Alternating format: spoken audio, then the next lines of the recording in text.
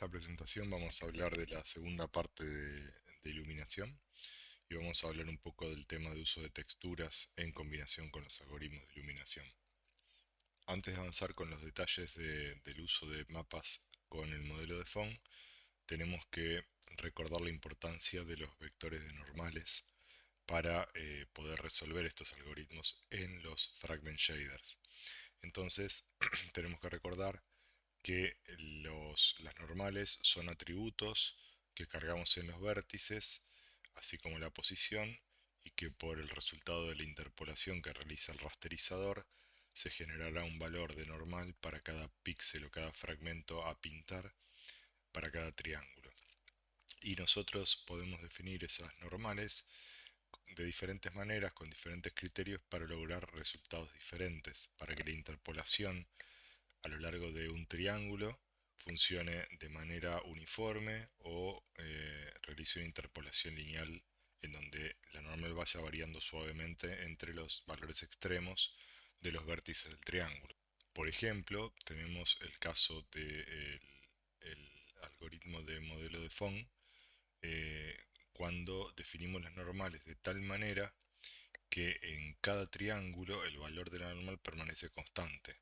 Eso se logra estableciendo que cada vértice del triángulo tenga el mismo valor de normal, por lo tanto la interpolación a lo largo de todo el triángulo va a ser el mismo valor de normal, por lo tanto la iluminación difusa y especular que va a resultar dentro de ese triángulo con respecto a la normal va a permanecer constante, lo que no quiere decir que el valor del color del píxel se mantenga uniforme de todos modos. De hecho, en esta imagen se ve que hay sutilezas, pero hay diferentes tonos de rojo, incluso dentro de cada rectángulo, en donde se conserva un mismo valor de normal. Eso tiene que ver con que, aunque la normal permanece constante, el vector incidente o el vector que va hacia la luz no permanece constante, porque la luz está cerca, y entonces la evaluación del vector el vector L que va hacia la luz va a dar un valor diferente, por lo tanto se genera un gradiente de colores. Por otro lado, en el esquema, en la imagen de la derecha, tenemos todos los vértices de todos los triángulos coinciden con el vector normal de la esfera que originó esta malla. Entonces, ahí sí, en toda la superficie que se forma con estos triángulos, el valor de la normal va a variar suavemente y no va a haber ninguna discontinuidad. Por eso es que se ve, a pesar de que las dos mallas, izquierda y derecha, tienen la misma cantidad de triángulos, el de la derecha se ve muy suave, aunque se evidencia en los bordes claramente que la malla no tiene la densidad de triángulos alta como para que, digamos, las normales definidas en los vértices se noten.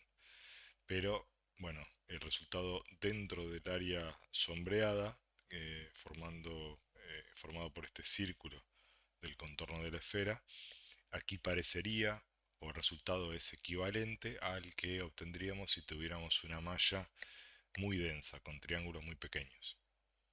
En definitiva, para cada caso tenemos el formato facetado de las normales, donde para cada triángulo definimos el mismo valor de normal y por lo tanto la interpolación va a dar el mismo valor y va a dar constante dentro de cada fragmento del triángulo. Y en el formato B o perdón, el esquema de la derecha, cuando logramos un aspecto suave en el sombreado, eso se logra definiendo las normales diferentes en cada vértice y obviamente en este caso coincidentes con la normal que queremos representar, que es la normal de la esfera que está representando esta malla de triángulos. Por lo tanto, en la frontera entre el quad A y el quad B no hay discontinuidad. La normal pasa de tener este valor en este vértice y a lo largo de este borde va cambiando gradualmente hasta coincidir con este vector rojo. Luego sobre este borde continúa con este valor del vector rojo y azul hasta ir cambiando gradualmente hasta este valor. Entonces, a lo largo de toda la superficie, en ningún momento hay una discontinuidad o un cambio abrupto del vector normal. Por lo tanto, el resultado es esta suavidad que vemos acá. En esta otra ilustración se puede ver un poquito de vuelta el esquema en donde definimos las normales de tal manera que el sombreado resulte suave y vemos los distintos valores de la normal interpolada a lo largo de la superficie de los triángulos. Por otro lado, en el esquema facetado tenemos que las normales obviamente son diferentes en el punto de unión de dos triángulos, ¿no? Este vértice 2 está compartido entre este triángulo y este triángulo, pero la normal para este triángulo de la izquierda es diferente al triángulo del centro. Y lo mismo pasa en el B3, donde la normal para el vector 3 para el triángulo del medio es diferente de lo normal para el triángulo de la derecha. Bueno, habiendo repasado el concepto de las normales y por qué es importante definirlas adecuadamente, vamos a pasar al uso de mapas en combinación con el modelo de Phong. Básicamente los mapas nos permiten cambiar valores o coeficientes o datos que utilizamos en el modelo de Phong a nivel de cada fragmento. Y con esa variación podemos lograr, por ejemplo, variar el color difuso de un objeto utilizando un mapa de color difuso, como en el caso de la izquierda. Entonces podemos, obviamente definiendo correctamente las coordenadas V, proyectar una textura con este patrón de este tejido para darle un color diferente en cada píxel. Por lo tanto, el modelo de Phong en sí no cambió, lo único que la evaluación del mismo a nivel de píxel va a utilizar como dato, en lugar de un valor constante, como por ejemplo un color rojo para toda la tetera, va a utilizar un color variable que va a depender de la coordenada V. Luego tenemos otro tipo de mapas, como los mapas de reflexión, que sirven para también variar algunas propiedades del modelo de Phong, pero en este caso no se utilizan las coordenadas V porque esta imagen no se va a utilizar para proyectar una textura sobre la superficie, sino que se va a usar una forma particular para simular una reflexión de una escena o de un entorno. Y por último tenemos los mapas de relieve, que lo que permiten también es modular o variar ciertas propiedades del modelo de Phong para generar un detalle que no podemos lograr sobre la malla de triángulos, o mejor dicho, con una malla de triángulos poco densa no podríamos lograr este nivel de detalle en la rugosidad. Entonces, utilizando un mapa podemos tener una malla con relativa poca densidad de triángulos y de vértices y agregar un detalle muy fino mediante texturas. Lo que hacen estos mapas de relieve es variar la normal que se utiliza en el modelo de Phong localmente a nivel de píxeles utilizando la información codificada en ese mapa para hacer que esa normal cambie de dirección. Por lo tanto, lo que provoca eso es que el resultado del modelo de Phong aplicado genere estas variaciones de colores que dan la ilusión de relieve. En realidad no es más que un truco óptico en donde simplemente el color o el brillo especular o difuso es modulado por una normal que está inclinada hacia un lado de ser otro y provoca que la alineación entre la dirección de la cámara y la normal sea distinta y por lo tanto el color sea más oscuro o más claro. Pero no es más que una ilusión. En definitiva, este tipo de mapas no alteran la malla, si se puede observar acá en el contorno, no se ve ningún relieve, es solo una ilusión a nivel óptico que ocurre en la coloración de los píxeles. Bueno, ya mencionamos el detalle del mapa difuso, acá tenemos el mapa utilizado, que se repite varias veces a lo largo de la superficie. Esto obviamente depende de cómo se estableció la relación entre las coordenadas V y los triángulos. Obviamente este mapa puede repetirse muchas más veces a diferentes escalas y eso depende de cómo se definieron las coordenadas V. Ahora vamos a hablar de los mapas de reflexión. Estos mapas sirven para simular el efecto reflectivo de una superficie espejada, como por ejemplo una superficie metálica, o incluso superficies que no son del todo espejadas, sino semi-espejadas, que parcialmente tienen un comportamiento difuso y a la vez levemente reflejan una imagen. Entonces, esto se puede utilizar en combinación con todos los parámetros del modelo de Phong, color difuso, color especular, mapa de color difuso, y en combinación con esto, modulando la intensidad de cada efecto, se pueden lograr simular distintos materiales. En esta demo se puede ver el mapa en acción. Básicamente, ¿cómo funciona esto? Tenemos esta superficie y lo que hace el modelo de iluminación, en realidad esto no es parte del modelo de Phong per se, sino que es un agregado, es un cálculo que uno hace aparte y lo suma al aporte que hace el modelo de Phong, y consiste en lo siguiente. Uno observa un cierto punto de la esfera desde la cámara. Conociendo lo normal de ese punto, podemos calcular cuál es el rayo reflejado. Si emitiéramos desde la cámara un láser a este punto, conociendo lo normal, sabríamos hacia dónde saldría disparado ese rayo y en qué punto del entorno de 360 grados de esta escena caería. De alguna manera podemos calcular eh, en qué punto de esta imagen de fondo, si consideramos que la imagen es una imagen de 360 grados, obviamente podríamos calcular que para cada punto de la esfera que yo mire, podríamos saber hacia dónde iría ese rayo y obviamente a qué parte de esa imagen iría a parar. Por ejemplo, podría ir a parar a uno de estos vigas del puente. Y eso nos sirve para utilizar ese cálculo en sentido inverso.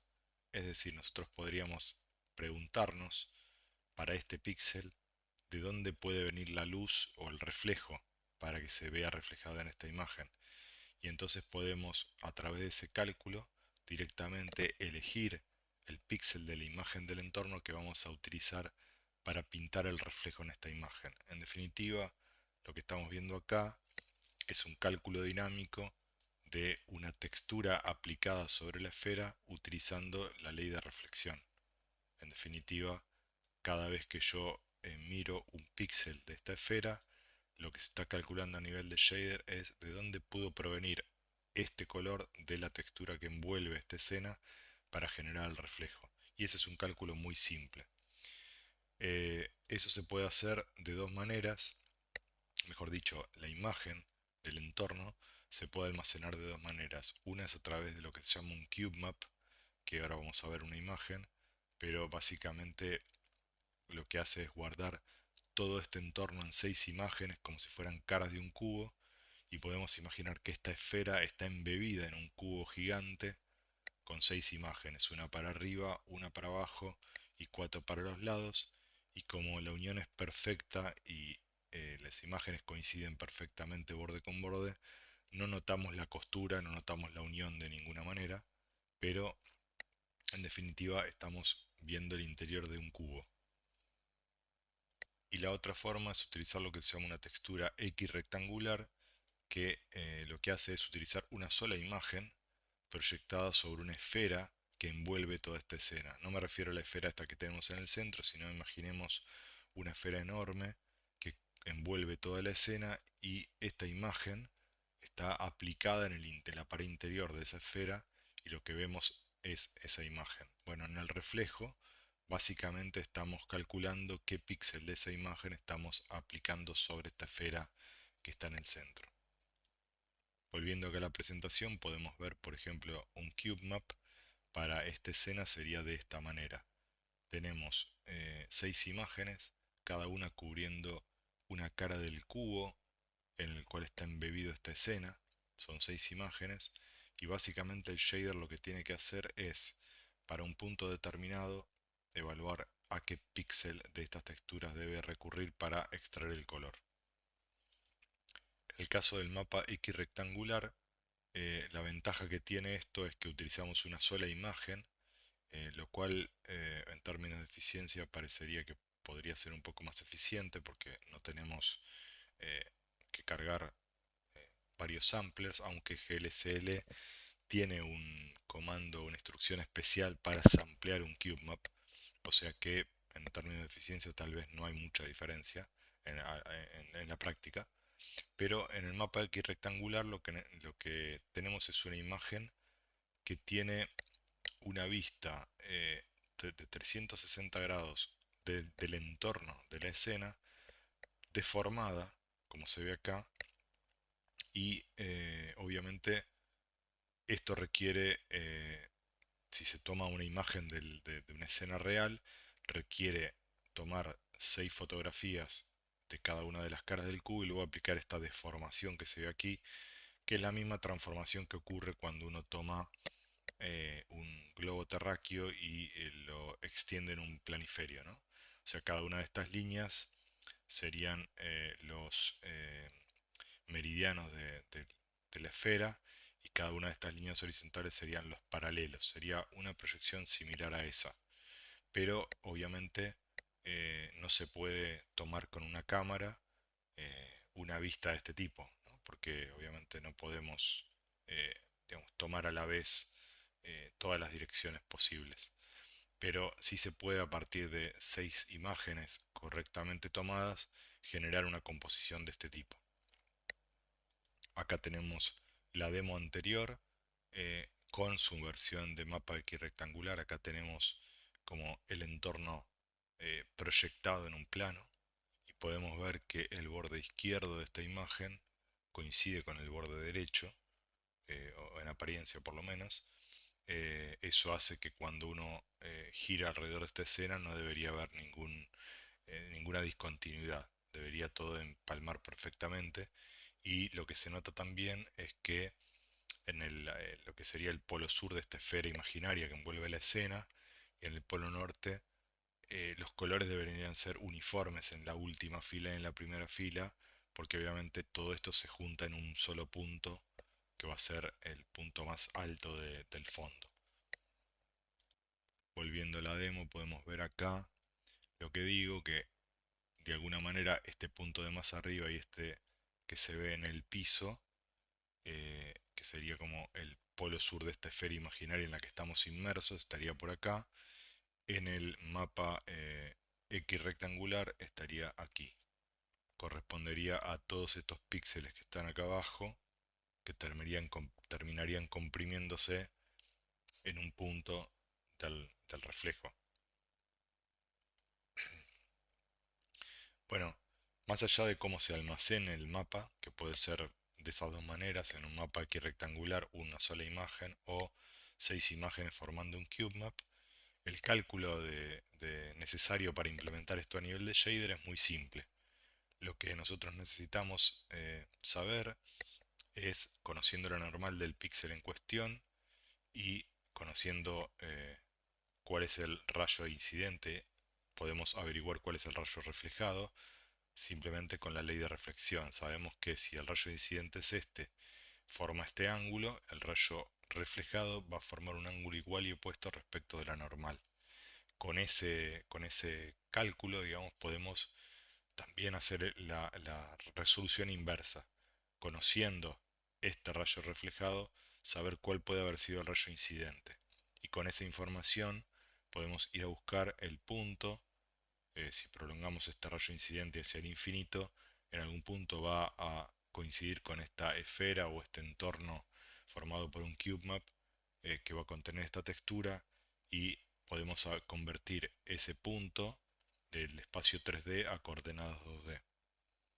Acá vamos a ver una ilustración bidimensional de este proceso para entenderlo más claro. Acá lo que se trata de hacer es, suponiendo que la cámara está representada por este ojo y nosotros estamos mirando este píxel en esta superficie, lo primero que queremos hacer es, dada la normal, saber cuál es el rayo reflejado, que es este rojo. Una vez que conocemos cuál es el rayo reflejado, utilizamos ese rayo para decidir qué píxel de nuestra mapa de reflexión, que estaría representado por este contorno de colores, como si fuera una línea nomás, un corte de este cube map, lo que queremos saber es cuál de todos estos píxeles representaría el reflejo que aplicaría en este punto de la superficie. Vamos a ver la demo. Bueno, acá en esta demo se puede observar cómo se realiza el cálculo, y lo que vemos acá como colores sobre esta superficie es la evaluación de cuál es el píxel que se reflejaría en este punto si lo miramos desde esta dirección. Acá podemos ver claramente que este es el rayo incidente o el rayo que viene del ojo, este rojo sería el rayo reflejado, y eso es lo que determina el color de esta textura que envuelve toda la escena o el entorno, y eso es el color que se utiliza para pintar.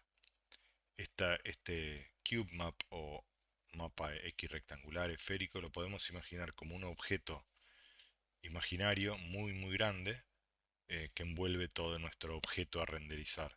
Y entonces lo que necesitamos es calcular o traducir esta coordenada de dirección en un punto sobre este cubo o una esfera. O sea que acá podemos ver claramente el efecto de cambiar el ángulo de esta superficie. Lo interesante es que obviamente el color que resulta en este punto es variable y depende de la dirección con la que miramos a la superficie. No es un color que podamos pintar sobre la superficie con un mapa difuso, por ejemplo. Es un color que cambia en función del ángulo del punto de vista. Acá podemos observar varios rayos evaluados en distintos puntos y obviamente en cada uno de ellos el cálculo da un resultado diferente, por lo tanto esto debería eh, resultar en colores diferentes. Y acá arriba podemos ver, bueno, cada uno de los rayos rojos, estos que están acá, a dónde impactan. ¿Está bien? Por lo tanto, digamos, cada color que vemos acá corresponde a ese punto de contacto entre el rayo y el mapa.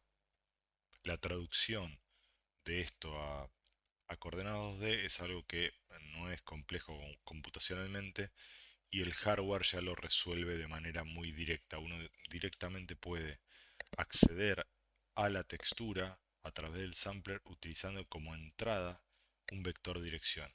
O sea, no necesitamos nosotros calcular matemáticamente cómo se convertiría un x y z a v. Simplemente le pasamos el vector dirección y con eso se evalúa qué píxel de la textura debemos utilizar.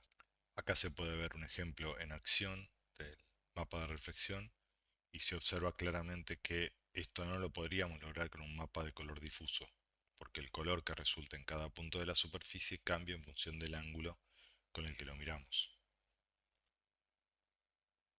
Acá tenemos una imagen que muestra una forma alternativa de utilizar un CubeMap en donde en lugar de utilizar 6 imágenes podemos utilizar una sola en donde concentramos las 6 vistas, las 6 caras del cubo. Y la idea es imaginar que el cubo es una caja de cartón que la cortamos por algunos bordes, la desplegamos en la mesa y en definitiva termina quedando aplanada. Entonces uno puede, para no utilizar 6 imágenes y tener que cargar 6 imágenes separadas, utilizar esta forma de almacenar la información con la ventaja de que obviamente es una sola imagen en memoria y la desventaja que va a haber zonas como estas que están acá que van a estar desperdiciadas, o sea, no va a haber información útil guardada en ese espacio.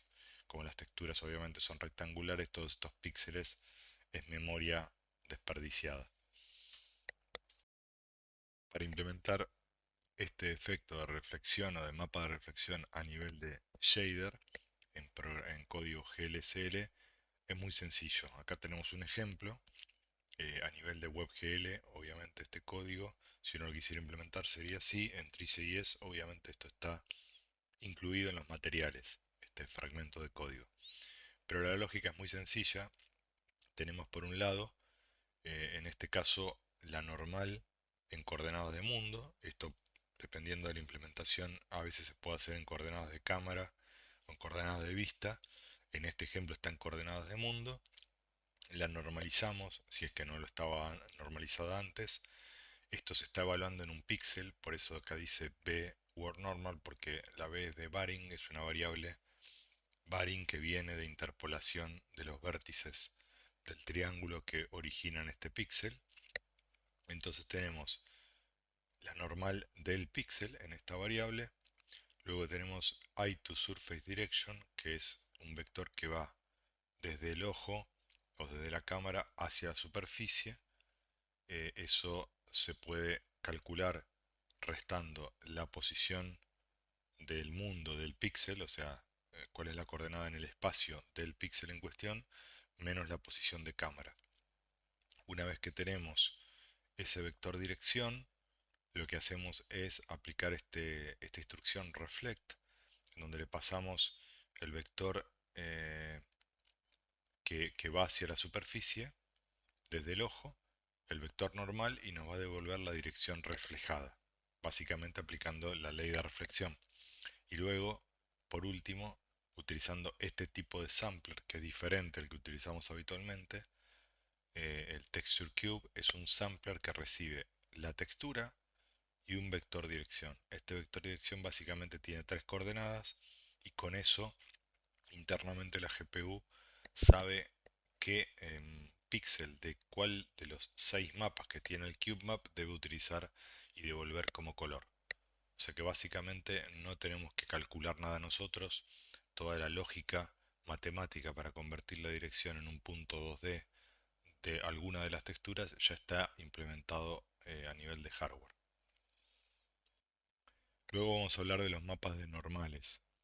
Estos mapas, como dijimos, sirven para simular relieve eh, a nivel de mapas, a nivel de texturas.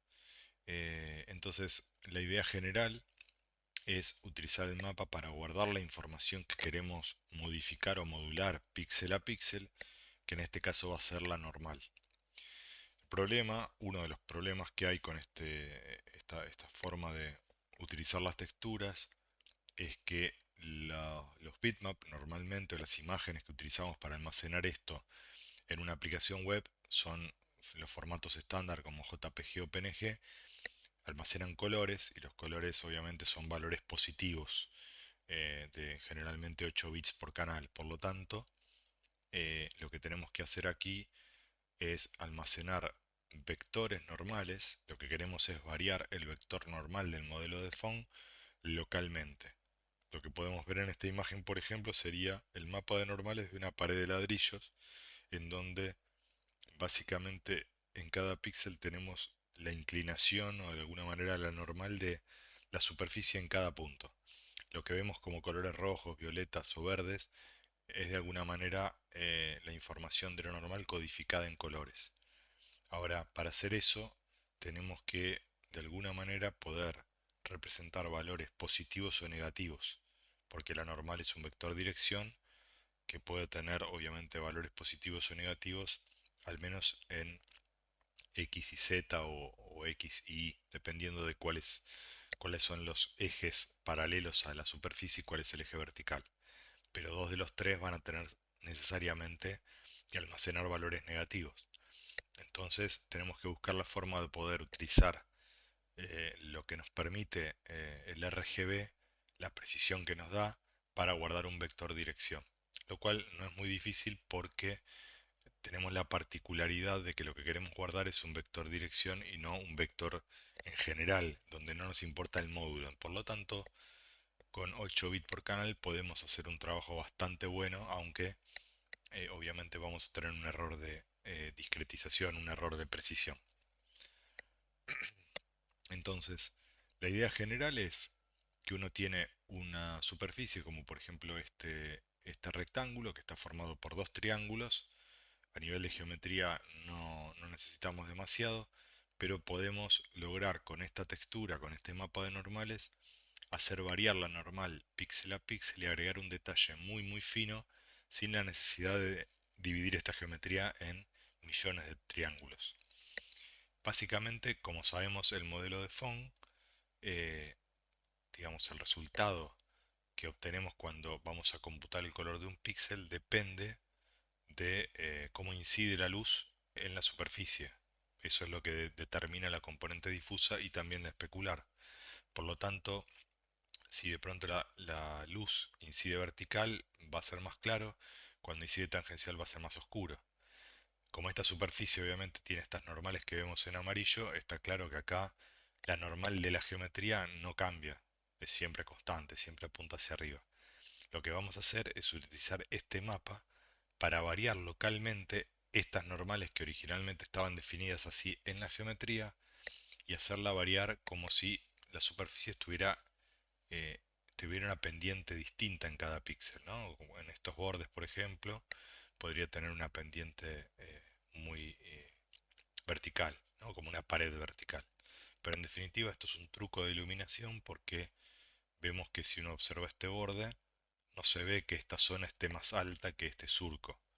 Todo permanece a la misma altura. Acá se puede ver mejor en esta diapositiva que acá no hay ningún desplazamiento. Lo que terminamos en definitiva haciendo con este mapa es como si esta normal del modelo de Fongo, de esta geometría a nivel de píxeles, fuera distinta en cada píxel. Básicamente le estamos inclinando para un lado y para el otro y haciendo que eso varíe el cálculo del modelo de Phong. Acá vamos a ver un ejemplo de una demo en donde se aplica este mapa sobre una geometría que no tiene tantos triángulos como para poder representar este detalle de la piel, pero el mapa sí permite agregar un detalle muy fino. Acá se puede ver la imagen, podemos ver tanto el efecto difuso como especular. El especular es este brillo blanco que se ve acá o amarillento, y obviamente el color difuso depende de dónde está la luz. Entonces, esta zona que se ve en sombra no cambia por más que yo mueva la cámara, porque depende de dónde está la luz en relación a esta cabeza que viene del lado derecho. Y acá podemos aumentar la intensidad del efecto, simplemente, bueno, de alguna manera modulando la inclinación de la normal. Como nosotros conocemos a nivel de píxel cuál es la normal que viene de los vértices de los triángulos y va a ser perpendicular a la superficie, si hacemos un mix o un promedio entre ambos valores, el que dice el mapa y el que dice la geometría, podemos hacer este efecto de modulación, de variar la intensidad. De alguna manera, cuando lo pongo en cero, es como que todas las normales se orientan perpendiculares a la superficie, como está originalmente en la malla, y a medida que aumento la intensidad empiezan a tomar el valor que dice el mapa.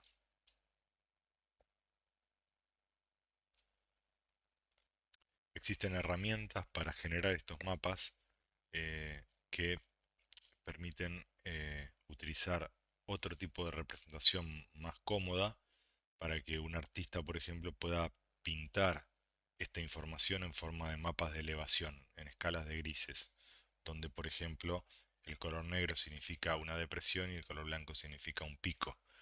Eso obviamente es mucho más cómodo para un artista que trabajar con esta forma de codificarlo en colores. Ahora vamos a hablar de ese tema, de por qué se ve así. El mapa de normales, como dije antes, codifica la información de la normal en una textura RGB. Y como el RGB solo permite guardar valores entre 0 y 255 en cada canal de color, no podemos guardar valores negativos. La solución es remapear el valor o de alguna manera codificarlo y decodificarlo cuando lo leemos o cuando lo guardamos en la textura, haciendo que en realidad el 0 signifique -1, el 128 signifique 0 y el 255 signifique 1. Hay una sutileza acá que en realidad, para que esto quede parejo, el 128 y el 127 deberían ser 0, ¿no? Pero bueno, básicamente tenemos todos los valores posibles entre 1 y -1 en RGB. Y básicamente esto nos permite guardar todas las normales en cualquier dirección posible. Obviamente el hecho de tener una precisión de 8 bits hace que el ángulo entre dos valores de nx eh, contiguos tenga un ángulo que tal vez no sea despreciable. O sea, no podemos tal vez generar dos normales en dos píxeles próximos con un ángulo tan chico como querramos. Hay un ángulo mínimo que va a haber por el hecho de que, bueno, esta variación entre 0 y 1 se va a dividir en 128 niveles. Acá se puede ver la diferencia entre un bandmap y un normal map. En realidad acá habla de height map, pero bueno, en realidad normalmente se habla de mapa de elevación o bump, el blanco y negro, y el de normales básicamente tiene codificadas las normales en los colores. En cambio, en este caso solamente hay una altura y esto requiere un procesamiento adicional. O sea, la ventaja del izquierdo es que es cómodo para un artista para diseñar el relieve que queremos lograr. Obviamente lo de derecho un artista no lo puede pintar porque es difícil saber qué color tenemos que poner para cada resultado esperado. Pero obviamente, una vez que el artista resuelve esto, la forma más eficiente de almacenarlo para que en la GPU haya que hacer menos cálculos es el normal map. ¿Por qué? Porque en definitiva leemos directamente el valor de la normal del píxel. Si en cambio utilizamos un bump map o mapa de elevación dentro del shader, deberíamos, a partir de esta información, calcular la pendiente con cada píxel y sus vecinos. Eso es como una aproximación del gradiente que obviamente va a requerir mucho más cómputo que leer directamente el valor y hacer el remapeo del rango 0 a 256 a -1,1. Por lo tanto, este mapa es el que se utiliza a nivel de ejecución y este mapa se utiliza para diseñar y hay herramientas que permiten convertir esto en esto fácilmente. Bueno, entonces, una última cosa que nos falta para entender cómo utilizar este mapa es muy importante y es cómo utilizamos la información del mapa, en qué contexto leemos el valor de la normal y en qué sistema de coordenadas está expresado ese valor. Porque en realidad tenemos una cantidad en X y en Z, pero no sabemos respecto de qué. Y obviamente no puede ser en coordenadas de mundo porque tendríamos que armar un mapa que sea específico para un triángulo que apunta en cierto lugar en el mundo. O sea, tendríamos que tener un mapa de normales para una geometría que está en cierta orientación. Si cambiamos de alguna manera la orientación, habría que cambiar el mapa. Entonces, lo importante es entender que esta información que está guardada en el mapa es, es una normal en coordenadas del píxel, el píxel que estamos coloreando. Es como si nosotros imagináramos que tenemos un triángulo y para cada píxel sabemos cuál es el arriba del píxel, o sea, el hacia afuera, y dos ejes más, X, Y o U y B, o como queramos llamarle, un sistema de coordenadas local del píxel o del fragmento en realidad. Entonces, en definitiva, necesitamos tener a nivel de fragmento tres vectores. El vector de normales, que ya lo conocemos, el vector tangente, que es un vector perpendicular a la normal y está paralelo al triángulo, y la binormal que surge como producto vectorial de estos dos, o sea, que forman una base ortogonal. Una vez que conocemos esos tres vectores, podemos darle significado al valor que leemos del mapa de normales. Cuando la normal dice que apunta hacia arriba, según el valor RGB, bueno, hacia arriba significa este vector, por ejemplo, saliendo de la superficie. Y si apunta tangencial va a ser en esta dirección, y si apunta en la otra tangente va a ser esta dirección. O sea que básicamente lo que hacemos es leer el valor RGB, generar estos valores NX, NY, NZ, que se interpretan en el contexto de este sistema de coordenadas local del fragmento o sistema TBN por tangente binormal y normal. El orden de esto puede variar, a veces se puede llamar tangente normal, binormal, etcétera, pero la idea es siempre la misma. Nosotros tenemos que definir a nivel de vértices un atributo más. Necesitamos la normal, que ya la usábamos habitualmente para el modelo de Phong. Si no tenemos normal en un fragmento no podemos calcular el modelo. Y ahora le agregamos la tangente y la binormal. Esto es necesario sí o sí si queremos utilizar mapas de normales, porque si no, no podríamos saber cómo utilizar esa información del mapa en este contexto. O sea que básicamente lo que hacemos es definimos estos nuevos atributos T y B, además de las coordenadas V, la normal y la posición del vértice. Tenemos más atributos en la geometría. Estos atributos, obviamente, si nosotros generamos la superficie a partir de una superficie de barrido, por ejemplo, bueno, esta información la tenemos. De hecho, la tangente y la binormal se pueden computar a partir de la forma y el recorrido. Entonces, no son datos que son difíciles de obtener. Si la malla viene de otro lado, viene de un archivo y no se generó originalmente el dato, bueno, hay distintas estrategias para computar ese valor, pero no siempre es fácil obtenerlo. En definitiva, lo que tenemos es, una vez que estamos en un fragmento y generamos en los vértices la información necesaria de los atributos, el rasterizador por interpolación nos va a generar una variable varying con la inversión interpolada de cada uno de estos vectores, y eso va a eh, permitirnos interpretar esta información. Cuando nosotros tenemos una normal que según el mapa vale algo en X, algo en Y, algo en Z, en definitiva la cuenta que tenemos que hacer es que la normal en coordenadas de mundo va a ser la cantidad en X por T más la cantidad en Y por B más la cantidad de N por N. O sea, básicamente estamos expresando un vector en coordenadas de mundo en este sistema que va variando píxel a píxel, obviamente, porque cada píxel va a tener una versión diferente de estos tres vectores. Por último tenemos los mapas de desplazamiento. Estos mapas sí modifican la geometría, son parecidos a los normal map en el sentido que sirven para generar relieve, pero en ciertas situaciones el mapa de normales no alcanza para generar el efecto deseado. Por ejemplo, en esta demo. En esta demo que está en el repositorio de Tree.js en la parte de ejemplos, podemos ver una combinación de mapa de desplazamiento y mapa de normales.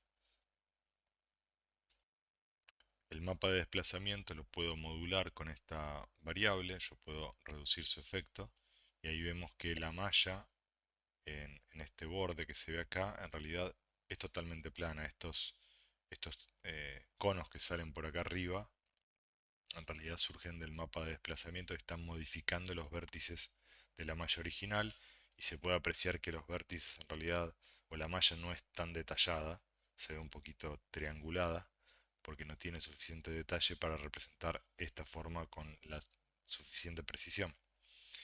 Si nosotros, por ejemplo, reducimos la intensidad del mapa de normales, vamos a poner esto en 0, ahí, un poquito más, ahí tenemos solo el mapa de desplazamiento aplicado. O sea, acá vemos que el mapa de desplazamiento solo no logra el efecto deseado porque la malla de triángulos no es lo suficientemente densa para representar las variaciones que necesitamos de la normal. La normal varía mucho en este mapa de normales. Varía píxel a píxel. Genera estas ilusiones acá de cambios de color, aunque en realidad la geometría acá permanece relativamente plana. O sea que la combinación del mapa de desplazamiento y mapa de normales permite tener una solución intermedia que combina ambas cosas, ¿no? Podemos representar estas protuberancias que salen acá que no podríamos con el mapa de normales, y el detalle de más alta frecuencia lo logramos con el mapa de normales.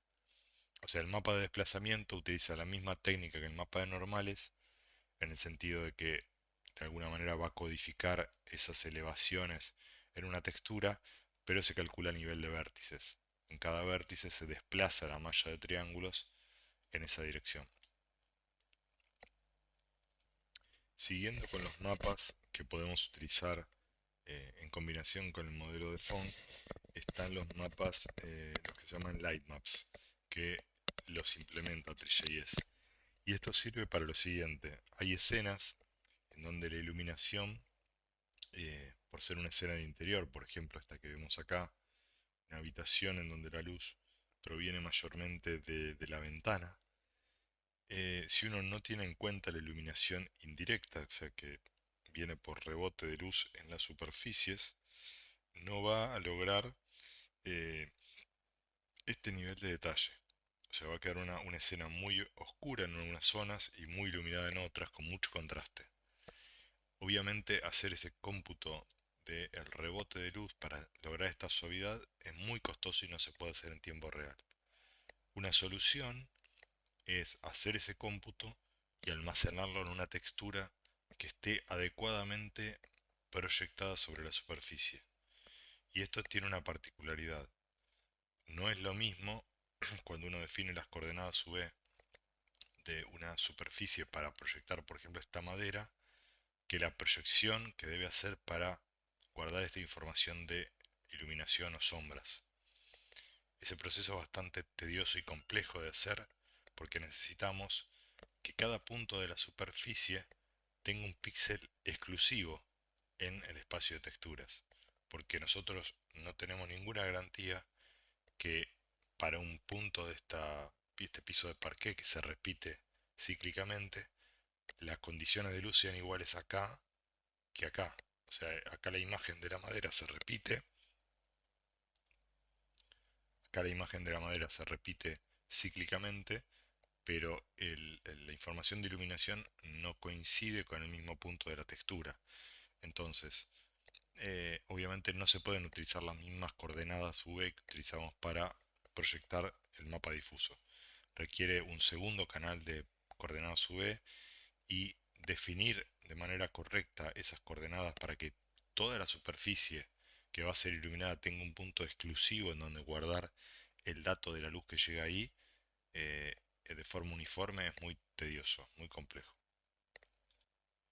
Pero bueno, si uno logra hacer eso, la idea general es que la componente difusa del modelo de Phong, que es la única información que no cambia si yo cambio el punto de vista de la cámara, esa información la puedo guardar en un lightmap. Básicamente lo que estamos haciendo ahí es la parte del modelo de Phong que calcula la reflexión difusa, se precomputa, se guarda en una textura y en lugar de calcularla dentro del shader, se lee de la textura. Eso funciona siempre y cuando las condiciones de iluminación respecto de la superficie no cambien, o sea, la fuente de luz no se mueva, si es el sol, una lámpara o lo que sea, pero además, obviamente si hay reflexiones especulares, las reflexiones especulares, como se ve acá levemente, esas dependen de la cámara, de dónde está la cámara, o sea que no se pueden almacenar en la textura, solamente se puede almacenar información de reflexión difusa. Pero bueno, es una solución eh, bastante buena en cierto tipo de escenas para lograr un resultado realista sin tener que hacer un cómputo muy intensivo en tiempo real. Acá tenemos un desglose de, de varios de los mapas de iluminación, o mejor dicho, los light map de distintas superficies. El piso, por ejemplo, de esta escena, fíjense que tenemos acá la sombra generada por la cama, el efecto de la luz generado por las ventanas. Acá tenemos, en el caso de la cortina, como es una superficie que está plegada varias veces, básicamente para asignarle a cada píxel de esta tela un lugar en el espacio de textura es como si tuviéramos que extender la cortina en un piso. Y acá básicamente es lo que se hizo, se cortó como en pedacitos y tenemos la iluminación de cada franja de tela, lo cual es muy tedioso de hacer para cada tipo de objeto, para cada forma en particular. Hay que generar esta descomposición, este aplanamiento de las superficies en un espacio de textura para luego poder renderizar esta información y guardarla ahí con un proceso de rendering específico. Lo mismo acá para la almohada, ¿no? Se puede ver que una de las almohadas tiene este mapa, ¿no? Esta zona está oscura, poca iluminación difusa, y esta está más clara. Acá tenemos un ejemplo de la misma escena con iluminación de Phong sola o iluminación de Phong con Lightmap. O sea, tenemos que la componente difusa la lee del mapa y la componente especular, que acá es muy sutil, la calcula en el momento. Y fíjense que estas sombras que se generan acá en las uniones entre los distintos almohadones le da un grado de realismo muy superior a esta imagen de arriba, ¿no? Que parece como de plástico. Siguiendo con los mapas, luego tenemos los alpha maps, que básicamente permiten modular la transparencia de una superficie. Es muy parecido a los mapas difusos, pero en lugar de utilizar eh, digamos, la información para modular el color, utilizamos la información para modular la opacidad o el A de la cuarta componente del vector RGBA que generamos en un fragment shader. Para que esto funcione hay que establecer que el material tiene un flag en Three.js que se denomina transparent y dice que un material es transparente o no. Si uno carga un alpha map pero no pone que la superficie es transparente, no se activa el modo de transparencia y no se ve el resultado. Bueno, con eso terminamos la presentación. Obviamente que si uno va a la documentación de Three.js hay algunos mapas adicionales, pero estos son los más importantes. Acá podemos ver en la página de 3GS, el Mesh Foam Material, podemos ver cuáles son todos los tipos de mapa que podemos aplicar. El mapa de reflexión se denomina Environment Map y se ve acá. Básicamente, a ver si puedo abrirlo más grande, ahí. Vamos a poner el Environment Map para simular una reflexión. El color de la superficie afecta al color de la reflexión. Si vemos acá hay una imagen como de una plaza en un día de noche y obviamente si yo pongo blanco se ve el color original de la reflexión, si lo oscurezco se ve más oscura y si lo tiño de rojo, de verde, de azul se va a ver esa imagen teñida por ese color. Ese cálculo del color reflejado se hace como vimos en el código del shader y se suma al color de font. O sea que uno puede, por ejemplo, acá cambiar la reflectividad y quitarle esa parte. En realidad acá, bueno, acá en la implementación esta parece que está haciendo un mix en realidad entre los dos colores, el color reflejado y el color generado por el modelo de font en realidad. Vamos a poner ahí, voy a subirle el brillo especular, vamos a ponerle blanco y vamos a poner un color gris al material. Esto sería como la básica, las componentes básicas del modelo de font. Tenemos el brillo especular que se ve acá, tenemos el shininess que nos dice cuán concentrado es y luego tenemos la reflectividad que nos permite hacer un mix entre el color obtenido del mapa de reflexión y el modelo de font. Luego tenemos otros mapas, vamos a anular esto. Tenemos el mapa de color difuso que básicamente combinado con este color aplica el color de la textura. Si yo quiero que se vea al color original completo, tengo que poner blanco acá. Y si yo lo oscurezco o lo tiño de un color, el mapa se va a teñir de ese color. Siempre el color se va a combinar con el mapa. Luego tenemos el Alpha Map. Vamos a dejarlo solo para que se note. Y hay que prender este botón de Transparent para que funcione realmente la transparencia. Ahí se ve cómo se superponen varias vueltas de este toroide y se genera el efecto de transparencia, no en todos lados porque hay un tema medio complejo del pipeline que hace que acá por ejemplo desaparezca el tubo que pasa por detrás, que tiene que ver con cómo funciona el pipeline, no siempre se puede resolver bien ese tema.